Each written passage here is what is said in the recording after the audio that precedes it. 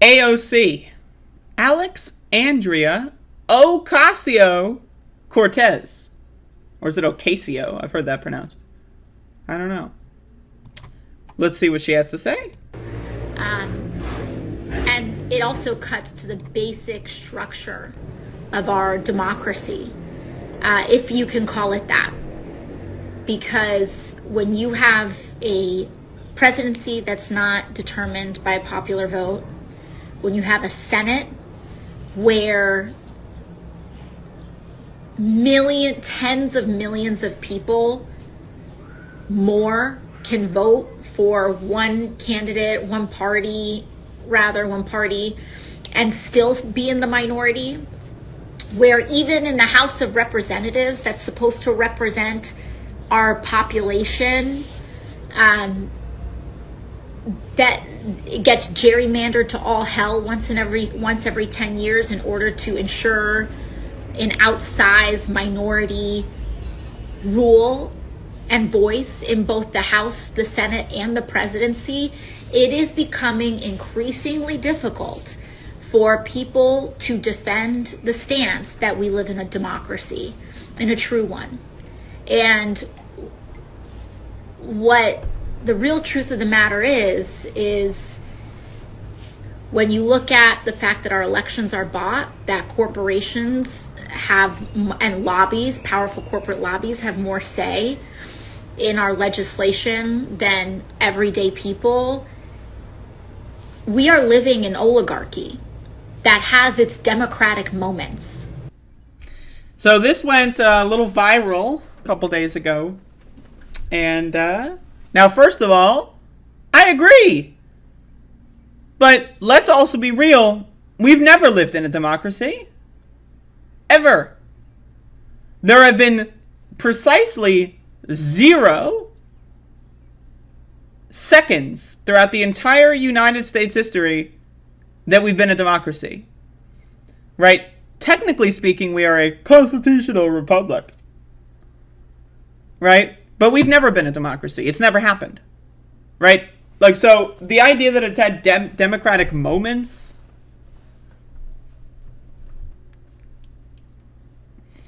I feel like she's just trying to, I feel like that is, one of those, things that she is wrapping in there just to kind of maybe get the more liberal-minded person on board. But everything she says is factually accurate. A Senate, right, where Wyoming has the same power as California is not democracy. The entirety of the existence of the Senate disproves democracy. And let's not even talk about the court system. Let's not even talk about how, we need to uncap the House of Representatives. The original Constitution said that the House should grow in proportion to the size of the population. And then in the early 20th century, they're like, eh.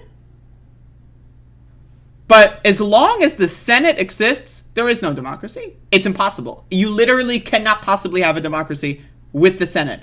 And then again, the Electoral College. So let's look at the Supreme Court, which, by the way, right, no merit on the Supreme Court. Why don't we vote for justices? I don't know. We vote for justices in state Supreme Courts, like in Wisconsin or Pennsylvania. Why don't we do it nationally? Anyway, most of the Supreme Court justices on the Supreme Court of the United States were appointed by presidents that lost the popular vote, but won via loopholes, aka the Electoral College, and then confirmed by senators, which, again, by the way, 40 million more people vote for Democrats than Republicans, and there's a 50-50 Senate. So, what step of this process is democratic? There's never been a democratic moment, ever, at all, 0%. Now, you can say that some local elections maybe sometimes are democratic, but even then, that's a stretch.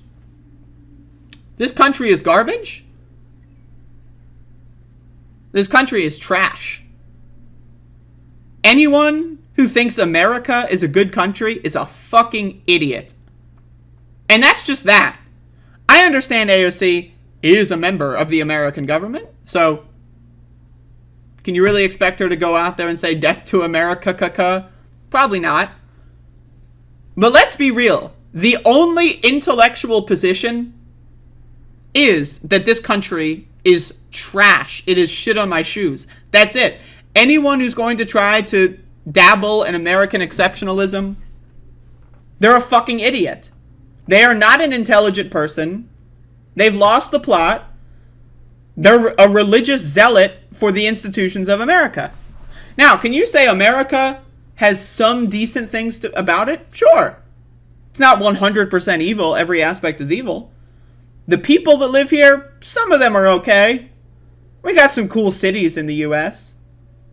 Interesting culture, right? But overall, if you look at it on a pie chart, America probably 80 to 90% shit on my shoes.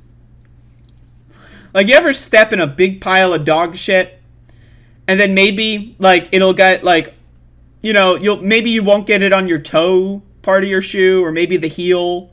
You know, there's a little spot where it doesn't get stuck. That's basically America. It's shit on your shoes. Now, it's going to be pretty hard to step in shit and have the shit go on 100% of the surface area of your shoe, right? So there's going to be a couple holes there, and, you know, that's the metaphor I want to use here, shit on my shoes. Anyway, I think that this is a really good statement. I think AOC should be doing this more. Obviously, what she says is correct. This is an oligarchy. Corporate-owned control of everything. The corporations control you.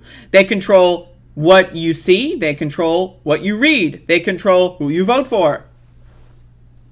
Right now, how are you watching my show? You're watching it on a corporate-owned platform. Now, would I love to switch my show over to some, like, ham radio setup, whatever, blah, blah, blah? That would be cool. But guess what? No one would fucking watch it if that was the case. So, right now, the fact that you are able to watch my show is at the behest of corporate control. At any minute, they could delete my program. They've done so before, right? Over made-up garbage, right? It's all controlled by robots, right? Corporations control what's in the news. They control who you vote for. They control what politicians say. They control what politicians vote for. They control what kind of media you consume. They control who gets to make movies. They control this and that and the other thing. So yes, we live in an oligarchy. That is factually correct. Anyone who wants to cry about it, I'm sorry, but they're just intellectually dishonest. They are lying to you. It's that simple. Anyone who wants to pretend otherwise is a liar and a snake oil salesman. And I would stay far, far, far away from them, just like I would stay far, far, far away from any other form of religious or cult leaders, because they're garbage.